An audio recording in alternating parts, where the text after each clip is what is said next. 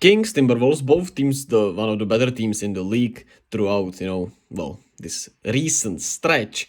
And it was a really solid matchup. Gobert against Domantas Sabonis. Here he gets the better of him at the start of the game. Now, Sabonis has to get him a little back. It was, intriguing matchup to say the least to start the game and especially throughout the game. And you had Anthony Edwards against aaronfox, another really intriguing matchup, even though of course they didn't match up properly against each other, but they were the two best players on the floor. Ant-Man on the dunk here, he was spectacular almost all night, didn't, come up truly clutch as he, usually actually does, I would say. But aaronfox was on it all night. He had 32 on the night and was spectacular, in my opinion, in the clutch. Even though he was 3 of 8 in that fourth quarter, in the end, he had 32 points and still, did all of the great things to get them into this game. Here was a little back and forth between him and Anthony Edwards. And at the end of the third quarter, Naz Reid gets a great spin move. They lead by 3. But, it was back and forth throughout the whole night. And Edwards step back, midi, incredible shot from him.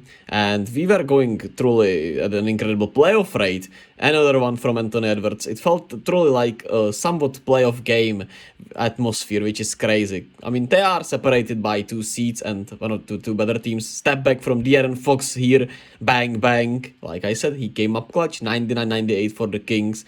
And he comes up clutch once again here as he goes to the ISO on Austin Rivers, gets to his spot, floater, easy money for aaronfox, spectacular from him. And here comes the play for the Timberwolves. Jaden McDaniels fumbles the ball, doesn't travel, hits the 3-pointer, and we are tied heading into overtime, as overtime was more of the same actually. Anthony Edwards hits the big 3 to start overtime, 106-106, but the Timberwolves looked kinda tired because they left a lot of people open in overtime. And here's another one. Keegan Murray gets a wide open 3-pointer. I mean, Trey Lyles gets a wide open 3-pointer, my bad, and puts them up by 3, and the Kings never looked back. aaronfox here ices it with 2 free throws, and the Western Conference stays complicated as it is, but the Kings, are, the beneficiary of it so far. Still the 3rd seed, playing some really good basketball. Meanwhile, the T-Wolves, dropped to the 9th seed just because of this one loss, which is hilarious, but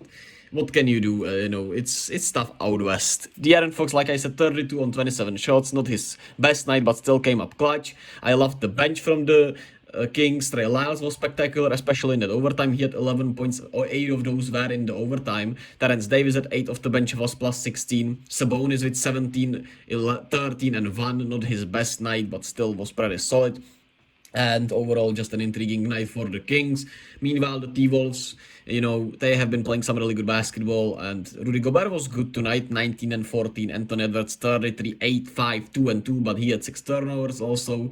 And yeah, I mean, it was a battle between 2 really solid teams who both are playing some of the better basketball, this season. And the Kings hit just 9 3-pointers to the T-Wolves 12, which was intriguing to say the least. And the turnovers were the biggest, difference in my opinion, because Minnesota's came at the wrong time and they had 6 more turnovers on the night.